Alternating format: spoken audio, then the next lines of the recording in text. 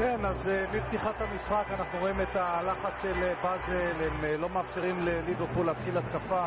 כאן הלחץ על ג'רארד בהנעת הכדור, הנה הלחץ הזה עליו, מביא להתקפה הזאת.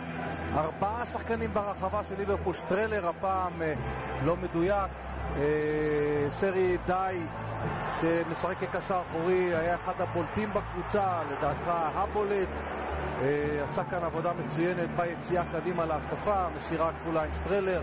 הפעולה הזאת, בסופו של דבר מיניולה, שהיה לו משחק, הוא היחידי בעצם מיניולה ששיחק טוב בליברפול. התקפה נוספת של חמודי, שחקן אגף קו שמאל, ושוב השוער המצוין של ליברפול מחלץ את ההתקפה הזאת שהגיעה עם פתיחת המחצית השנייה.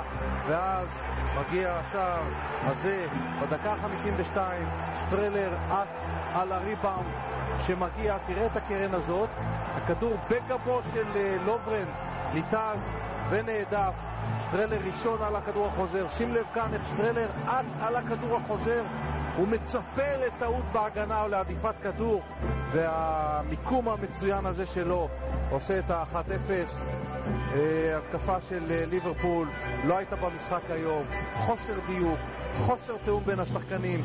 מרקוביץ', בלוטלי עם הניסיון הזה שהיה הטוב ביותר שלו במשחק, מוצא את הכתף של וצ'ליק, שוערה של באזל, עם העדיפה של הכדור הקשה הזה. מרקוביץ', אמרנו, מצטרף לרשימת הלא מדויקים כשהוא מפסיד כאן את ההזדמנות שלו.